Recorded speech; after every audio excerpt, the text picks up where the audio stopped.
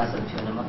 At the outset, I'd like to thank everyone, the organizers, the panelists, and esteemed listeners who are here for giving me an opportunity to share what is very dear to me.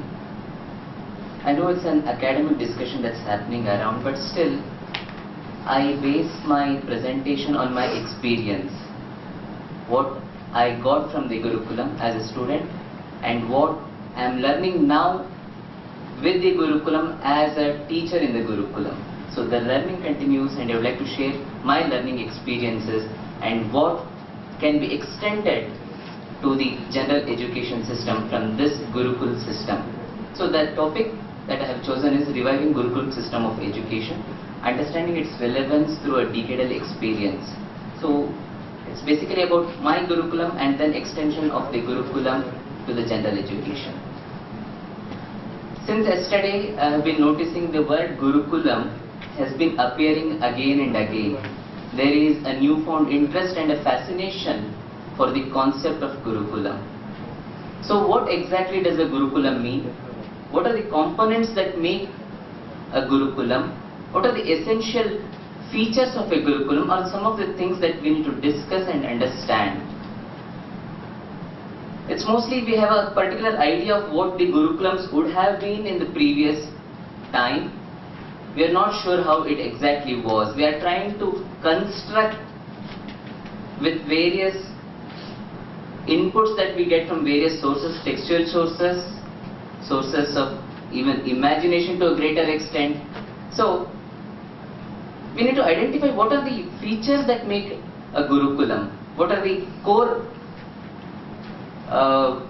structures, formations, and the essential features that bring in the nature of a Gurukulam in a way that can be distinguished from the normal educational institution. And I base this on my own experience in the Gurukulam and not from any particular text or any particular source. One thing that I identified that I felt is the core thing of a Gurukulam is to identify what is the purpose of education. The scope of education that an institution keeps in front of itself determines the entire scheme of the Gurukulam or the educational institution. And from what I could gather in my Gurukulam, it was education was not for living, education was for life, to appreciate the life. Education was to manifest the inner potentialities, whatever the individual has. And education for liberation. Liberation in terms of, I'm not saying about spiritual liberation or liberation from the day-to-day life. It's liberation from one's limitations. I mean, each one of us are bound by our own limitations. So as and when we progress in knowledge, in our understanding, we are liberated from our limitations that would normally bind us. So education is for liberation, and education is for pursuit of knowledge. And lastly, education is for social productivity. When society and world is not kept outside of the realm of this education. So all these five factors, education for life, education for manifestation of inner potentialities, education for liberation, education for knowledge, and education for social productivity. This is what I understand as the purpose of education from my Gurukulam learning. So this is one of the foremost features I would identify as the characteristics of a Gurukulam. And secondly, the teacher-taught relationship. The Acharya Antevasi, these are very good terms that cannot be translated into English. Acharya and Antevasi. Acharya is the name for the preceptor or a teacher. Acharya means Acharya Achinoti cha shastrartham acharya sthapayati cha yaha. One who is able to explain the nuances of the shastra or the knowledge and also practices it. So it's not just one who is very intelligible, but one who actually practices it. So he is an Acharya, and the student is known as Antevasi. Ante nama, it means one who lives near, close to the teacher. So the teacher-taught relationship is very essential in the making of a Gurukulam. So Gurukulam cannot happen when there is a kind of relationship between the teacher and taught as a service provider and a service giver, as a kind of customer and or a demand and supply relationship, or it's just a 8 hours engagement, like you come to a school, stay in the school for a few hours and then get back home. So this cannot make a Gurukulam. Gurukulam is that close relationship between the teacher and the taught. It's a dynamic, organic relationship where both travel together in pursuit of knowledge. This is one of the key characteristics of a Gurukulam, and it happens so that the student is compelled to learn what the teacher does. It's not that teacher teaches and the student learns. Teacher leads the life by his example, and the student has no other option than to learn it.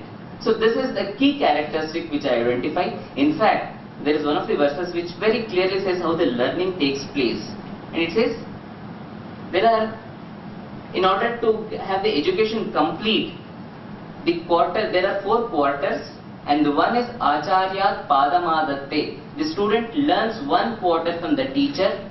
So the first quarter begins with the teacher and not by teaching, and it's not because the teacher teaches a particular thing, because the teacher leaves a particular thing. He leaves it and the student learns it. So this is one of the key characteristics of a Gurukulam. And the next characteristics in our Gurukulam that I could notice was a distinct clarity of Upaya and Upeya Shastra. I'll explain these terms. What do I mean by Upeya and what I mean by Upaya? Upaya means to an end. Upeya means end. So as we were learning, ours was a 6-year educational system, we were very clearly told and made understand what are the Shastras, the sciences which help us as means in our life, and what are the Shastras, the learnings that are the ends in life. For example, we used to learn linguistics, we used to learn logics. All these things were taught as the Upeya Shastra. These are the means, Upaya Shastra, which are the means to understand something better and greater. So there is a perfect clarity as to what are the means and what are the ends. So when I learn something, computer, it's not an end in itself. It's a means to achieve something. It's an instrument to get to something else. So a perfect clarity of what are the means and what are the ends should be imbibed in education, and that is an integral part of Gurukulam education. And the core part, again I would like to say, that we had was the Panchamukhi Shikshanam. Panchamukhi, 5-faceted education that we had. It comprised of Veda, the Vedic learning, Vijnana, the learning of sciences, Yoga, the learning of yoga, then we had Kaushala, the learning of skills, and Krishi, the learning of agriculture. This is with reference to our Gurukulam, but I'll also extend how it can be taken up in any educational system for that matter. And the beauty is this, the 5-faceted education that we had corresponds to 5 layers of one's being. The Krishi addresses the physical needs. The Kaushala addresses the vital needs, physical, vital, then is the mental. Yoga addresses the mental needs, and sciences, the Vijnana addresses the intellectual needs, and Veda addresses the spiritual needs. So these are the 5-faceted, which is also known as Pancha Kosha, starting from Annamaya Kosha to Anandamaya Koshas. The 5-layered existence of a being. I mean, I'm not going to those details, I'm just connect them and going forward in the context of our Gurukulam education. I just require 3 more minutes, I'll wind up. So this thing, like each aspects of the individual's being were taken care of and addressed. So we had Vedic learning, we had the learning of the sciences, we had the learning of the yoga, and the Krishi was also, agriculture was a very much part of our education, and as well as learning of skills, including fine arts. So this is a 5-faceted education which again forms the core feature of the Gurukulam education. And lastly, how the learning took place is very important. The approach to learning was again a 3-layered one: Shruti, Yukti and Anubhuti. Shruti is the textual learning. Whatever we read through the texts of various kinds. It can be texts of the Upeya Shastra that I mentioned, or the Upaya Shastra, the means or the ends, whatever. The learning of the text.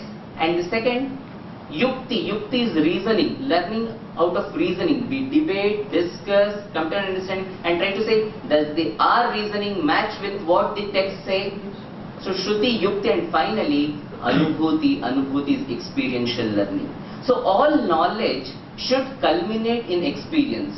It is said Anubhava Avasana Hi Vidya. So Vidya, knowledge becomes complete only when it culminates in experience. Unless and until it culminates in experience, there is no point in just acquiring something which is textual. I can quote, but I do not reflect it in my day-to-day activity. There is no point in it. So Shruti, Yukti, Anubhuti is the way that learning takes place, and all that we were learning, we used to see whether it aligns. Does my experience vouch for what I have learned in the text? It's not that there is a 100% match. It differs. So we are conscious about the differences. So this is Shruti, Yukti, Anubhuti. These are the features that I say of a Gurukulam. So first, to remind it, I'll recollect it all of them. First is the purpose of education. The second is the connect between the Acharya and Antevasi, student and the teacher. Third is the clarity between Upaya and Upeya Shastra, the means and the ends. Fourth is the Panchamukhi Shikshana, and fifth, the process of learning through Shruti, Yukti, Anubhuti. These 5 factors, these 5 things are the essential features of a Gurukulam. And these were my experiences. And shortly I'll say how it can be extended to the present system. These we did with the ancient texts, but the same thing to a certain extent can also be extended in the normal day-to-day educational institutions. First thing, there is a lot of scope to widen